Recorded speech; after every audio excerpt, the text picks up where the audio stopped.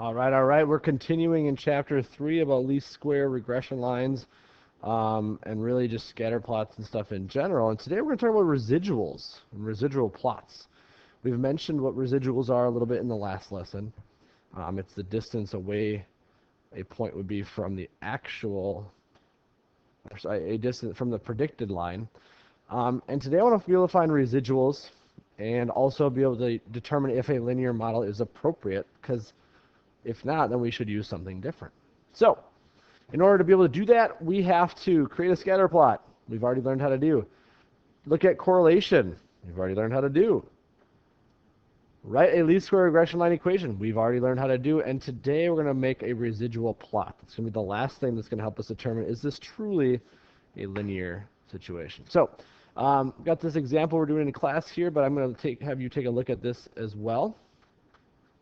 We're looking at some data from iPhone sales during their opening weekends. And the original iPhone came out in 2007, and there was 0.5, so 500,000 sold on that opening weekend. All the way up to 2015, we've got the data here, that has 13 million sold. Okay, now we've had a lot more since then, depending on what year you're watching this video, but this is just data from those first, looks like 9 years of information. So what I'd like you to do is answer numbers 1, 2, 3, and 4, create a scatter plot, and sketch it in the space above. Use a calculator if you want. Describe the relationship between the variables, determine the correlation, and then number 4, draw an estimated line of a regression line, but use your calculator to actually find the equation. All right? Why don't you pause and do those things? All right, welcome back.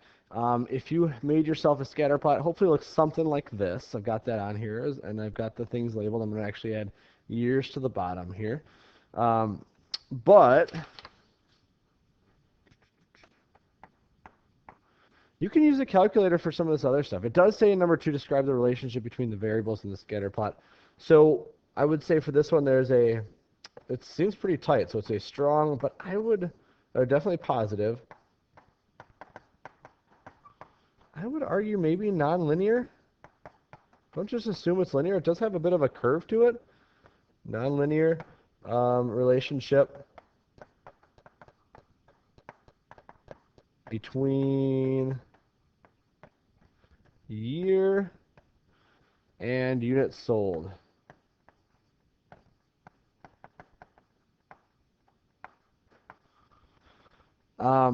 What is the correlation? So again, here's where you can go back to your calculator. If you want to identify those parts from the calculator, I put this data into list 1 and list 2. I went to my stat calc number 8. Adding in those lists, I can get all of this. So that gives me an R value, that gives me our equation of our line, of our least square regression line, which I'm going to add in for the next 2 questions. So number 3 said, what is the correlation, the R value? I got R was about 0.956. Draw an estimated line on the scatter plot regression line. So I'm going to say, if it's a line, I'll say something like this. Again, not perfect, but you can kind of see there's a bit of a curve around it. But that line, if I were to write that equation, I got y hat equals -3222.6 plus 1.605x. Now, that's a large number there, -3.2226. But when I put that into my scatter plot, or into my numbers, I didn't put it as millions. So that throws things off a little bit. But the point is, it's a negative starting value, and it's going up every year on average.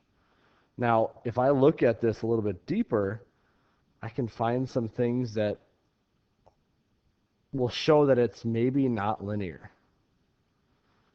So, a couple questions following up on that. What would be, using that least square regression line, what is the predicted value in 2007? So since I'm using years, I can predict it. I can use my formula And I can do negative 3222.6 plus 1.605 times 2007. That will give me my predicted value of 2007. And that predicted value of 2007 is negative 1.4, which is not what it actually was. So this is predicted. The actual, so I'm going to say predicted, the actual value was 0.5 million. So y was actually 0.5. So that is off by 1.9 million. And that is called a residual. A residual. So let's pause and talk about what a residual is here real quick. We showed it on a graph the other time, but a residual is the difference between an observed value of the response variable and the value predicted by the regression line. So it's the actual and the predicted. So residual formula here, it's the observed or the actual minus the predicted.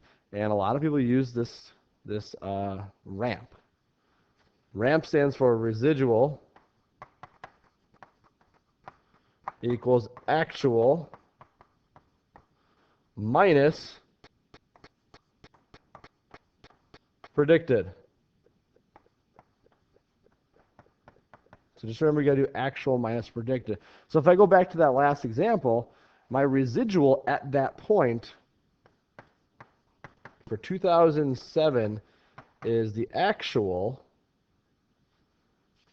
0.5 minus the predicted of 1.4, and that's a 1.9. And if I look at it, it's a positive, but so the actual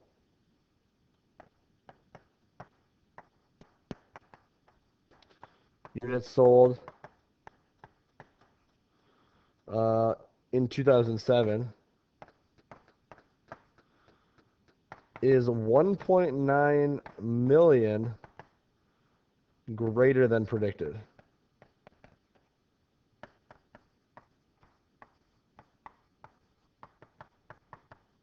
That's how I put it into words. That's what that residual means. Now we want to minimize those residuals when we're making a line, but this is the actual least square regression line. So we're going to utilize that.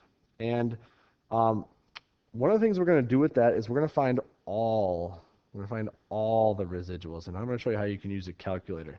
We just found that residual here was negative, sorry, the predicted was negative 1.4, so the residual was 1.9.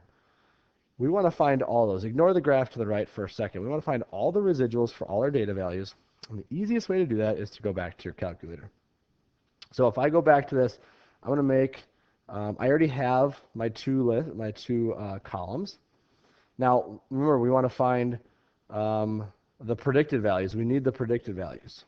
So if I'm going to find the predicted values, I'm going to use my least square regression line. So I'm going to go up to here on list 3. I'm going to say list 3 is equal to negative 3222.6 plus 1.605.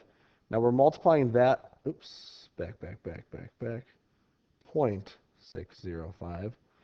That gets multiplied by the x value, which is in list 1. So each list 1, if I just put list 1, second 1, and I hit enter, it'll give me all of the predicted values. Okay? All of the predicted values to a certain decimal place here. And if I put that in list 4, I can find the residual by doing actual minus predicted. The actual was list 2. The predicted is what we just identified in list 3. And I can hit enter, and guess what? There's all my residuals. Now, I definitely did something wrong, because that's not coming out the way I wanted it to. Did I do that right? Actual minus predicted. Oh, wait, hold on.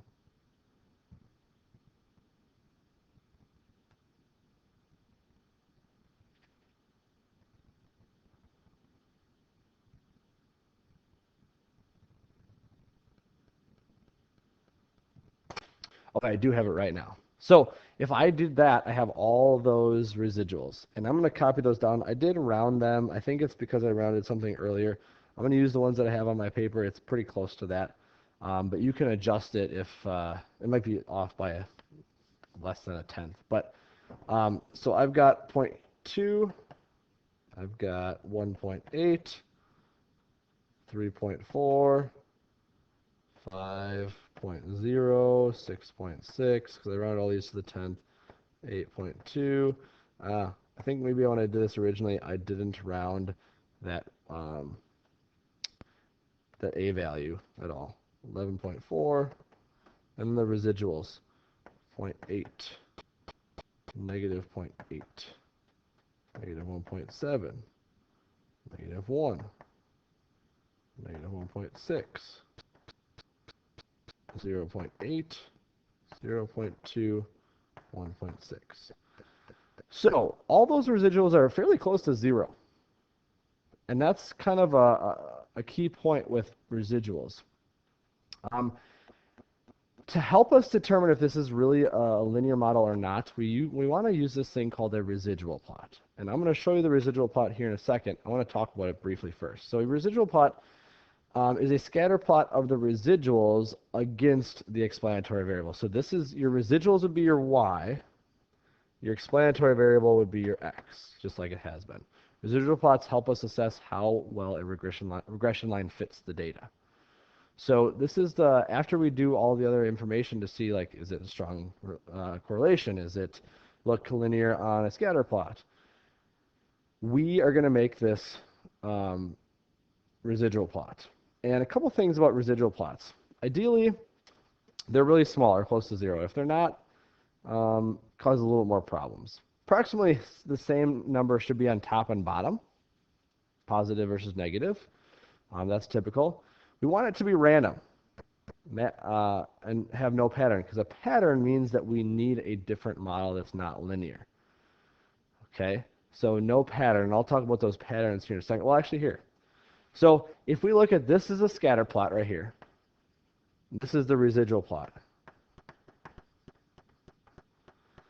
The scatter plot looks linear, and the residual plot looks completely scattered, no pattern, and it's about half on top and bottom of that line. That's the 0 line. Okay. Now, if I look at this one, I might say this one seems to have a little bit of curve. Example 2. On my residual plot, once I find all those residuals, that accentuates the curve. This is bad. This is not linear. This one was good. It was linear. So it accentuates the curve. It just shows me that this is really not a linear model, and linear is probably not the best. This last one's kind of pretty fine. It doesn't seem super strong, so we have less tightness on this around the 0 line. So this one's okay. But you might see other examples of things that are bad, like, well, these aren't all bad, but this is non-linear. Because this is the 0 line, and it's totally curved. You see that curvature to it. It accentuates it with the residual plot. This one very clearly pattern curved. This one, this is probably linear. Okay, it's pretty similar, pretty scattered on that line. Whereas this one fans a little bit. So I'm going to say this is non-linear. This one fans even more, as you can see there. So this is also non-linear. So what we want in a residual plot is this. We want it to be about the same on either side. We want it to be no pattern, no clear fan, no clear curve. That's what we're looking for in a residual plot. So let's finish up our problem here and actually put this on the graph. So what you're going to do for a residual plot, your x-axis is still going to be the same x-axis as it was. This is the years. Your y-axis is going to be the residuals. And we generally look at only the positive x's, and we're just looking at what we have for the x's. And then up to, like, from -3 to +3 is pretty common for the y-axis for the residuals. Sometimes bigger, but hopefully not. So if we put those on there, at 2007 we've got 1.9, so that's about here, 0.8, it's about here. Negative 0.8, it's right about here. 2010 was negative 1.7, so somewhere down here. We've got a negative 1.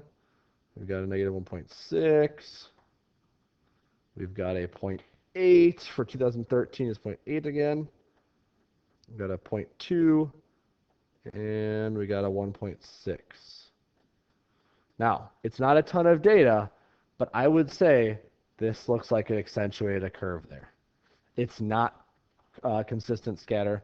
It does have about the same on either side, 5 on top, 4 on bottom, which is good, but it has a curve. So this would be a nonlinear one, and our model, even though it seemed to be good, is probably not the best. So we're going to have to take a different route with this one. We're going to learn about those in a different lesson, but I wanted to just get into the residuals and the residual plots for this one. Now, technically, you could do that residual plot on a calculator as well, but generally, we're going to want to see it. So, last thing I want to talk about, matching the scatter plot with the residual plot. Can we figure out which goes with which? Absolutely. I mean, I would start with the linear ones. This looks pretty linear. This looks pretty linear. This non-linear. I actually don't know that this one is, so this one's pretty linear as well, but this one, I don't know. It kind of fans a little bit there, so it's going to fan a little bit more on the residual plot. It kind of accentuates that thing. This fan, a lot bigger than this fan, fanning out, but this is going to go with plot D, residual plot D. Scatter plot 2, linear, but not super strong, especially compared to number 4. So this is going to go with A, whereas number 4 is going to go with C. It's a lot tighter. And then scatter plot 3 has a little bit of a curve, and this is accentuated on the residual plot. So this is plot B. So residual plots are really helpful. It's a last step to determine, is this going to be linear or not? And we're going to need that, especially if we're not sure if something is linear. So we want to look at the scatter plot, look at correlation, look at a least square regression line, but then make that residual plot. All right, calculators are helpful in that regard. That is section 3.2, part B on residual plots. We'll see you next time.